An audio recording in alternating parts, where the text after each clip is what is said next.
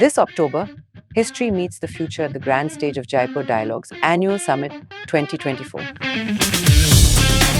3 days, over 80 powerful voices, more than 15 riveting sessions. Join thought leaders, scholars, and changemakers as we embark on a journey of reclaiming Bharat. Be a part of this transformative experience. Let's reclaim, redefine, and reimagine Bharat together. Register now. नमस्ते। आप सभी से अनुरोध है कि कृपया हमारे channel को सब्सक्राइब करें, वीडियो को लाइक करें और वीडियो को शेयर भी करें। राहुल गांधी की जलेबी की चर्चाएं अब अंतर्राष्ट्रीय पटल पर चल रही हैं, और क्यों ना हो, क्योंकि राहुल गांधी जो हैं वो इस समय अंतर्राष्ट्रीय पटल पर ही विराज रहे हैं। वे भारत में नहीं हैं, वो कहीं विदेश में घूम रहे हैं। लेकिन भाई, हरियाणा के चुनाव से और जम्मू के चुनाव से ख़ास तौर से, क्योंकि दो ही स्थानों पर कांग्रेस फाइट में थी, क्योंकि कांग्रेस ने जम्मू में जो कुल 43 सीटें हैं उसमें से 29 पर अपने कैंडिडेट खड़े किए थे और 7 सीटों पर खड़े किए थे उसने घाटी में, और हरियाणा में तो खैर वो सारी सीटों पर लड़ ही रही थी। और राहुल गांधी ने, आपको पता है कि उन्होंने पूरा नैरेटिव चलाया था, और वो जो नैरेटिव था वो उसमें जाति जनगणना शामिल थी, और आपको पता है किसान जवान पहलवान, यानी किसान का मतलब जो था वो किसान कानून था, जवान का मतलब जो था वो अग्निवीर था, और पहलवान का मतलब आपको पता ही है कि भाई पहलवानों के साथ बड़ा अन्याय हुआ है, विशेषकर विनेश फोगाट के साथ, जिनको उन्होंने पार्टी में शामिल करके टिकट भी दे दिया। अब जो हरियाणा चुनाव में जो ज़बरदस्त उलटफेर हुआ है, उसके बाद राहुल गांधी का पूरा नैरेटिव ही ध्वस्त सा हो गया है। जातीय जनगणना का प्रभाव ये हुआ कि सारे के सारे दलित और ओबीसी एक मुश्त भाजपा की झोली में चले गए। क्यों? क्योंकि आपने तो अपने सारे अंडे जितने भी थे, all eggs in Hooda basket, आपने हुड्डों की, भूपेंद्र हुड्डा और उनके पुत्र दीपेंद्र हुड्डा के, उनकी झोली में उठाकर रख दिए सारे के सारे। तो भाई ऐसे तो कैसे चलेगा, जब पूरा का पूरा जाट समाज सभी जानते हैं कि किस प्रकार से वो एक दबंग समाज है, और वो दबंग समाज हरियाणा में और किसी की चलते नहीं देता। ओम प्रकाश चौटाला के समय में सबने देखा है क्या हुआ था। इसी तरह से जम्मू में आप क्या बोल रहे हैं जाकर, जम्मू में जो कुछ भी आप बोल रहे हैं वो ठीक आपके उल्टा पड़ रहा है, क्योंकि जम्मू में सबसे अधिक जनसंख्या जो है वो जनरल कास्ट की है। वहाँ पर आप 370 विरोधी पार्टी, जो 370 को हटाने की जो विरोधी पार्टियां हैं उनके साथ में आप गठबंधन करते हैं, भाषण आप जाके देते हैं घाटी में। जम्मू में आप आते नहीं हैं। एकमात्र आपका जो लोकप्रिय वहाँ पर नेता था रमन भल्ला, वो भी हार जाता है। एक अकेली मुस्लिम सीट आप जीत लेते हैं पुंछ हवेली की। तो भाई आप तो पूरी तरह से मुस्लिम लीग हो गए हैं। हरियाणा में भी आपने जो सीटें जीती हैं, 37 सीटें जो आपने जीती हैं, वो 37 सीटों में से 4 जो सीटें हैं उसमें आपके मुसलमान कैंडिडेट जीते हैं। 3 तो हैं ही मुस्लिम सीटें। वहाँ तो 70% 80% मुसलमान वोटर हैं मेवात में, और जगाधरी में आपका एक मुसलमान कैंडिडेट जीत गया। तो वस्तुतः ये देखें कि आपके जो 39%, 39.1% जो आया है पूरा का पूरा, उनमें से करीब 4% तो इन मुस्लिम कैंडिडेट्स का है। तो फिर आपका वहाँ पर आधार है क्या?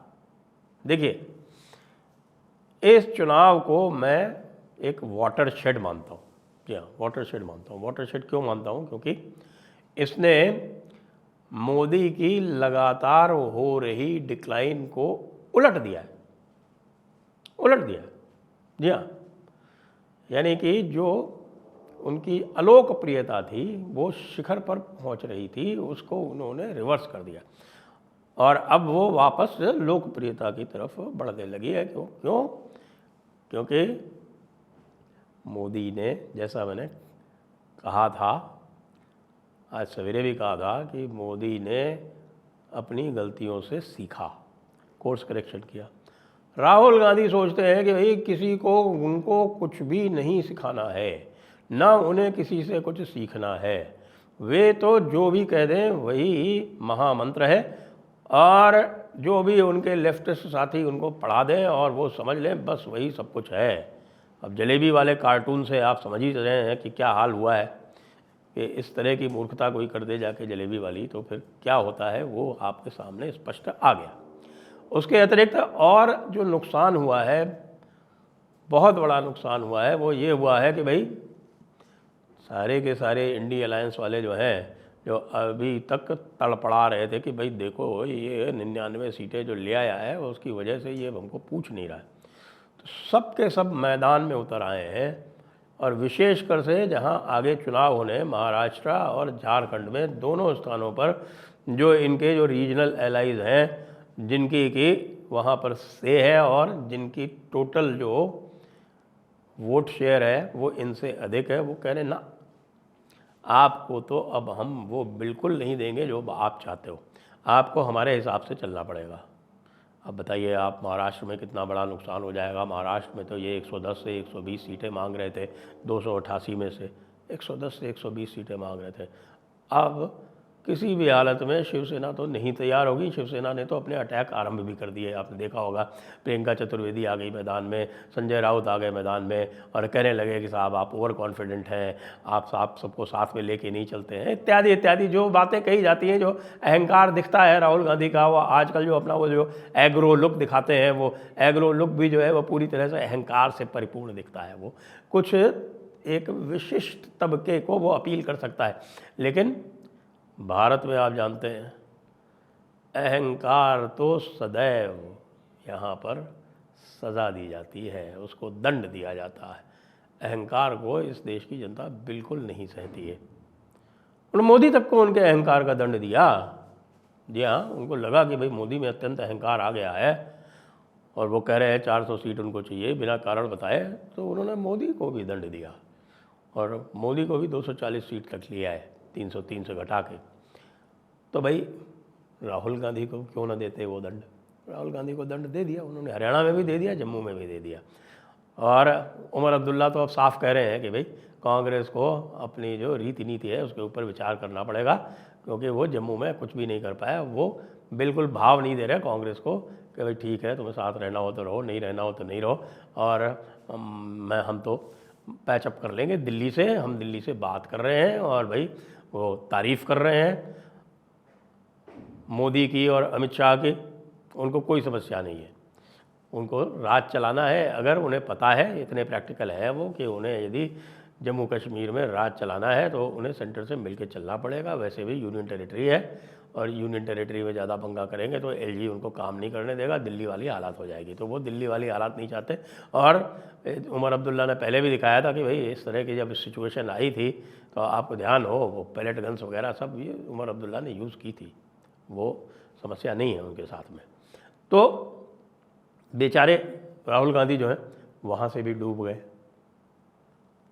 एक बड़ा झटका जो है वो हमारे एमएसपी वीरों को भी लगा है, जो लीगल एमएसपी मांग रहे थे और कह रहे थे कि साहब जो किसान है सारा विरोध में खड़ा हुआ है। किसान कोई विरोध में नहीं खड़ा हुआ है, किसान तो पंजाब में त्रस्त है।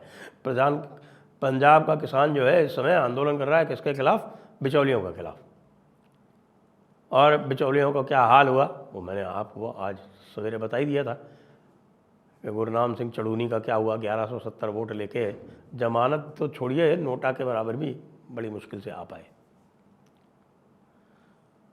तो मैं ये देख रहा हूँ कि देश की राजनीति जो है वो फिर से करवट ले रही है और मोदी जी को, अमित शाह को, इन सब को मैं यही कहना चाहूँगा कि भाई देखिए, आपका जो हिंदुत्व है, जो कोर हिंदुत्व है, वो एजेंडा वापस आ गया है। उसने वापस कमबैक किया है। उसने पूरे हरियाणा में, पूरे जम्मू में ये दिखाया है कि यदि आप अपने हिंदुत्व के कोर एजेंडा पर रहेंगे, साथ में गुड गवर्नेंस की प्रॉमिस करते रहेंगे, तो आपको भगवान स्वयं कर्म फल देगा। अपना कर्म करते जाइए, उस कर्म से विमुख मत होइए।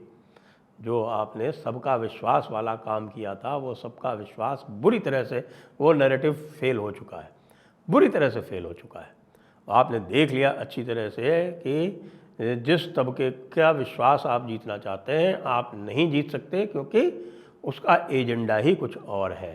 क्योंकि उसका एजेंडा जो है वो ये कहता है कि भाई यह ज़िंदगी महत्वपूर्ण नहीं है, उसको तो आखिरत के बाद वाली ज़िंदगी जो है वो ज़्यादा इम्पॉर्टेंट मालूम पड़ती है। और उसमें जो है आपका जो भी आपका कॉन्स्टिट्यूशनलिज्म कह लें उसको, या आपका भारतीयता से ओत-प्रोत जो पूरा विमर्श है वो कह लें, जो भी है वो उसको अपने विपरीत लगता है।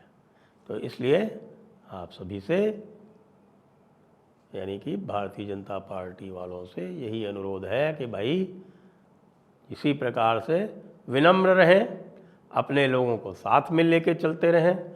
अपने लोगों की यदि कोई स्वस्थ आलोचना है तो उसका संज्ञान लें, उस पर विचार करें, और यदि कोई आपका जो है वो आपसे विमुख हो रहा है, रुष्ट हो रहा है, तो उसको कॉन्फिडेंस में लें, और कॉन्फिडेंस में लेके और उससे बातचीत करके उसकी बात सुने समझें।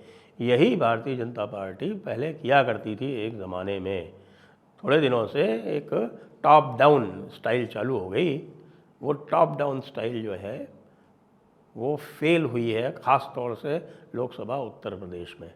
हरियाणा में आपने उल्टा किया इसका, आपने लोगों को साथ में लिया, तो आपको उसका परिणाम मिला। जय हिंद, जय भारत, वंदे मातरम।